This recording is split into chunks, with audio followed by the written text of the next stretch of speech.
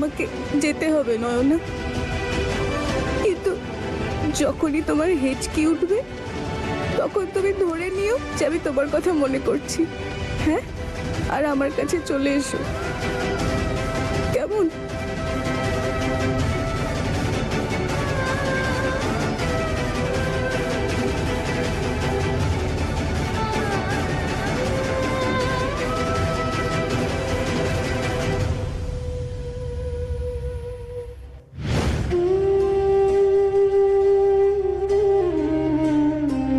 বুঝতে পারছি, এইবারের অনুষ্ঠান শেষ হওয়ার পর দিদাগমনের জন্য তুমি তোমার বাড়িতে যাবে তো? তখন তুমি এরকম মুখ করে যাবে বুঝি? যাবে না তো? তাহলে এবার একটু হাসো দেখি।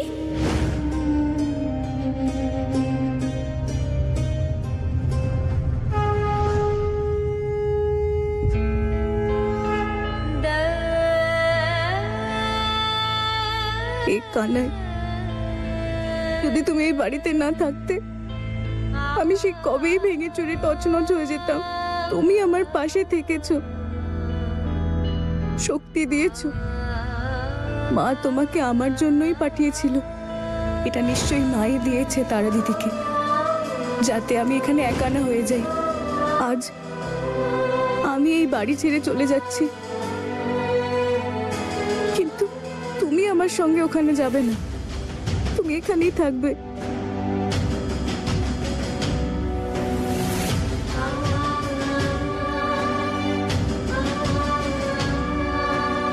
আজ এই বাড়িতে আমার শেষ দিন, কিন্তু এখানকার সম্পর্কগুলো সারা জীবন আমার সঙ্গে রয়ে যাবে। এদের সবার আনন্দের সুরক্ষার জন্য, আমি সবাইকে নিরাপদে রাখার জন্য তোমাকে এখানে রেখে যাচ্ছি। এদের সবার খেয়াল রেখো তুমি।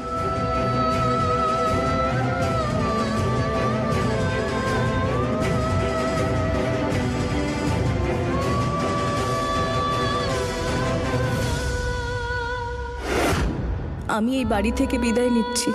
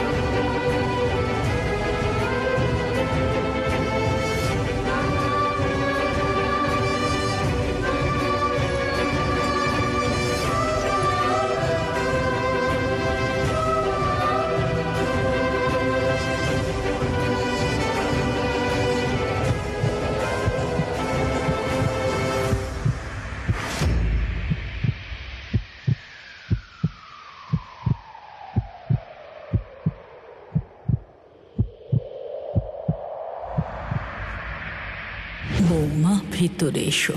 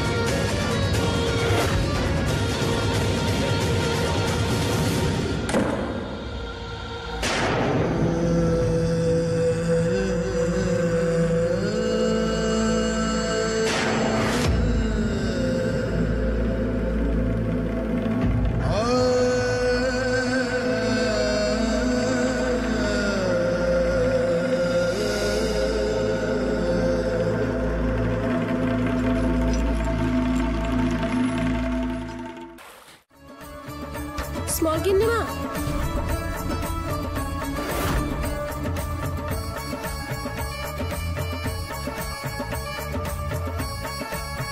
স্মল গিন্নিমা মাথায় কোনো সমস্যা হয়েছে নাকি? স্মল গিন্নিমা, কি হয়েছে? আরে কি হলো? নো বিয়ে, নো গুড নিউজ। আপনি এরকম অদ্ভুত ভাবে নাচছেন কেন? স্মল গিন্নিমা, কি হয়েছে? আপনার শরীর ঠিক আছে তো? আচ্ছা, আপনি কি রোদের মধ্যে আজ তেঁতুল তলায় গিয়ে বসেছিলেন? আপনি জানেন তো যে তেঁতুল গাছে ভূত হ্যাঙ্গি? স্মল গিন্নিমা, আরে বোকা মেয়ে, আমার কিচ্ছু হয়নি। আমি তো শুধু এই বাড়ি থেকে ফুল চলে যাওয়ার খুশি উদযাপন করছি। আরে চন্দ্র, কি করব? কাজ তো বন্ধই হচ্ছে না, আমার পা তো ঘুরেই যাচ্ছে, মন তো নেচেই যাচ্ছে। আরে মেয়ে, তুই নাচ আমার সাথে। না না স্মল গিন্নিমা, আমি এখানেই ঠিক আছি। ছন্দ, এবার এই বাড়িতে আমার শুধু ক্ষমতাই নয়, আমার আর আমার পরিবারের ভবিষ্যৎ সুরক্ষিত। এই মা ঠাকুরুন শয়তানি কত বুদ্ধি করে ফুলকে এই বাড়িতে বউ করে এনেছিল। ও নাকি আবার বংশধর দেবে, কিন্তু ও তো এই বাড়িকে পুরো আঙ্গুল দেখিয়ে চলে গেছে।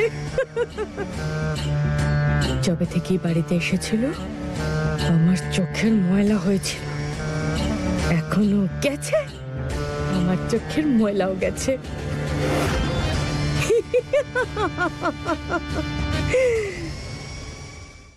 রামচন্দ্র, তুমি বলো, এখনো পর্যন্ত প্যান্ডেলের লোকেরা পুরো টাকা পায়নি, আর এই কোণে শ্বশুর বাড়ি ছেড়ে দিয়ে বাপের বাড়িতে ফিরে এলেন। মেয়েকে দিয়েছিলাম, জিনিস দিইনি। যে তোর স্বামীর তোকে পছন্দ হলো না বলে জিনিস ভেবে ছুঁড়ে ফেলে দিল। বলি, এই হ্যাঁ রে মেয়ে, এই তোর মাথায় কি গোবর রয়েছে নাকি? চলে এলি কেন? তুই দেখেছিলি তো যে তোর সামনেই, সবার সামনে হাত জোর করে কাকুতি মিনতি করে সমস্যার সমাধান সেখানেই করার চেষ্টা করছিলাম। তুই পারলি না? একটু চোখের জল যদি ফেলতিস, ওই বাড়িতেই এখন দাঁড়িয়ে থাকতিস তুই। আর একটু যদি হাপুস নানে কাঁদতিস, তাহলে বাবা জীবনের সাথে ওনার ঘরে থাকতিস। বৌদি, দয়া করে কথাগুলো বলো না। কিন্তু না, তোর মাথায় তো ভূত চেপে রয়েছে যে ওখানে থাকার জন্য তুই নিজের মুখ দিয়ে একটা কথাও বলবি না, আর কাউকে বলতেও দিবি না। দেখো রামচন্দ্র, তোমার এই ভক্তের মাথা থেকে নামানো বোঝা আবার মাথায় এসে বসলো। আর এসব তুমি কি বলছো রানীর মা? বলার আগে একবার তো ভেবে দেখবে কি বলছো। তুমি নিজের মুখটা বন্ধ রাখো, তোমার তো ঘটে বুদ্ধিই নেই।